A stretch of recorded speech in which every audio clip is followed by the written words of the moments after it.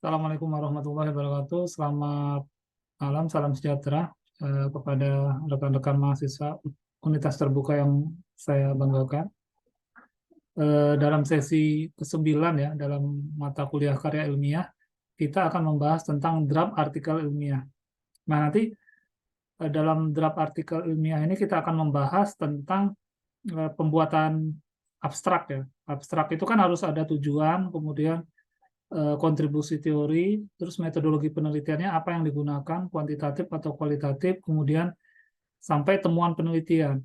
Nah, kemudian tahap kedua, kita harus belajar tentang tata cara untuk pembuatan latar belakang. Latar belakang ini kan berdasarkan pertama fenomena, kemudian fenomena yang kita kita gabung dengan beberapa referensi-referensi yang bagus ya, ilmiah, yang terpercaya. Kemudian dari referensi ini, dari fenomena yang sudah kita gabung itu, kemudian kita tambahi dengan teori-teori yang pendukung dari apa yang sesuai dengan topik yang kita akan bahas. Kemudian kita akan menambahkan literatur review atau penelitian terdahulu. Nah, dari sini kemudian kita baru bisa menentukan rumusan masalahnya apa. Nah, draft artikel ilmiah lagi yang bagus adalah harus menjelaskan tentang metodologi penelitian. Metodologi penelitiannya apakah menggunakan kualitatif, kuantitatif, terus kemudian tempatnya di mana, waktu pelaksanaan di mana, respondennya siapa, informannya siapa, kemudian alat analisisnya bagaimana, terus kemudian waktunya bagaimana, itu juga kita harus jelaskan. Kalau misalnya pakai literatur review gimana Pak? Bisa pakai literatur review kan, tapi tetap harus dijelaskan juga. Kemudian baru hasil dan pembahasan. Nah, hasil dan pembahasan ini kita harus menjelaskan, kalau misalnya kuantitatif ya dari hasil hipotesis yang kita tawarkan itu kita harus jawab dengan hitung-hitungan, dengan kalkulasi, misalnya dengan alat analisis SPSS atau Smart PLS. Nah, sedangkan di kualitatif kita harus menjelaskan dari jawaban-jawaban yang kita dari pertanyaan penelitian yang kita tawarkan itu kita harus jawab.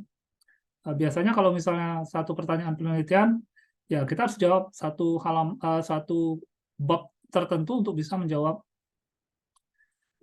rumusan masalah itu. Kemudian juga nanti kalau misalnya hasil dan pembahasan sebelumnya juga harus ada prawacana ya untuk bisa mengangkat hasil dan pembahasan itu. Biasanya kalau misalnya kualitatif kan ada wawancara, berarti nanti kutipan-kutipan wawancara juga harus dijelaskan dalam hasil dan pembahasan itu sampai menemukan jawaban pasti dari rumusan yang masalah yang kita tawarkan. Nah, di sini juga nanti rekan-rekan mahasiswa juga bisa memasukkan namanya alat analisis, misalnya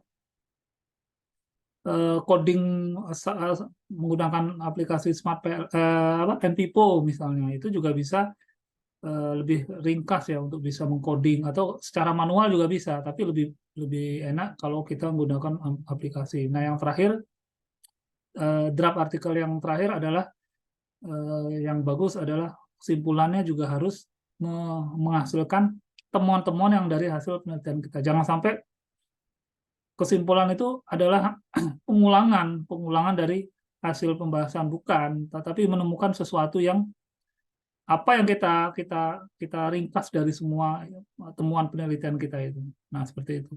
Nah, draft ini nanti kita akan bahas pada web ketiga.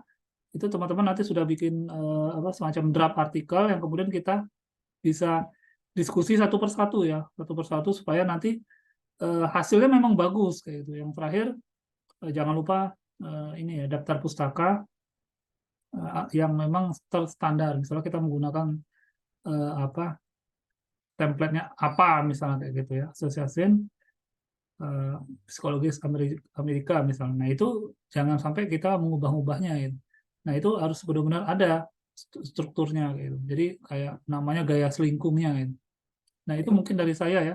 Kalau lebih baik nanti kita akan bahas di web ketiga, dan saya berharap rekan-rekan mahasiswa sudah menyiapkan ininya, papernya, dengan minimal sudah hampir pembahasan lah ya kayak gitu. Itu dari saya ya. Terima kasih. Selamat malam. Salam, tetap semangat untuk membuat karya ilmiah yang terbaik ya. Wassalamualaikum warahmatullahi wabarakatuh.